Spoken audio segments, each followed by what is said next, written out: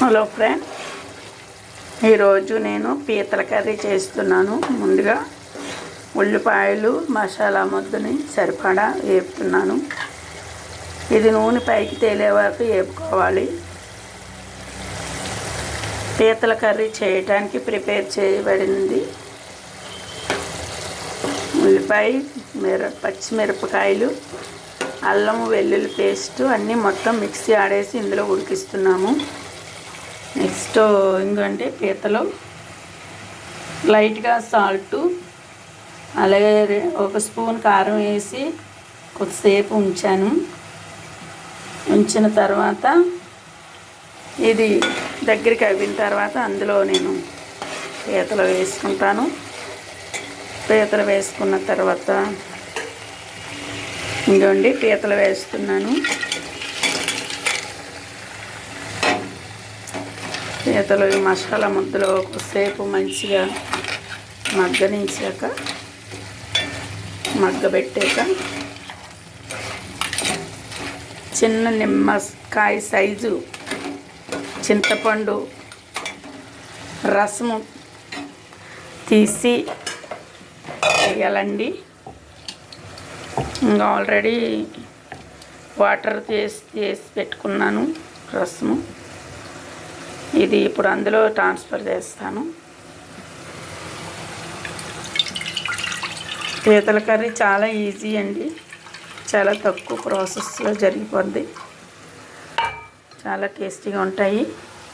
పీతలు ఎప్పుడైనా సరే తీసుకున్నప్పుడు ఫ్రెష్ పీతలు తీసుకోవాలి. తీసుకున్నప్పుడు చాలా రుచిగా ఉంటుంది.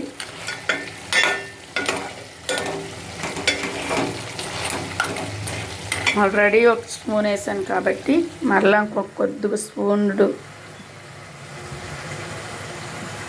కొంచెం అర స్పూను సాల్ట్ వేస్తున్నానండి.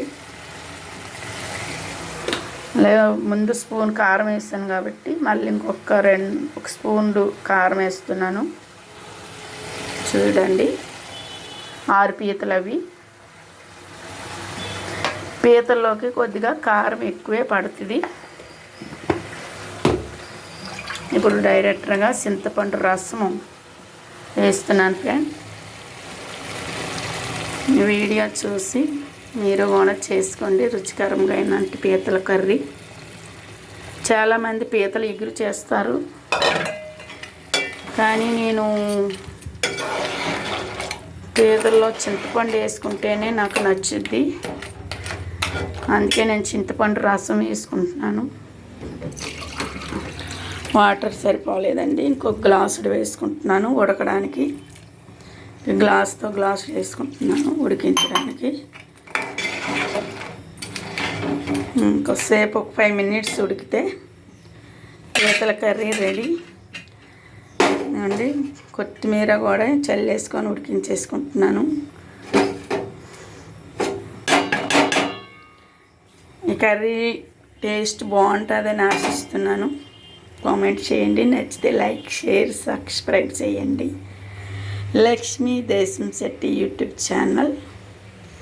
ఈ చిన్న వీడియోని షేర్ చేయండి.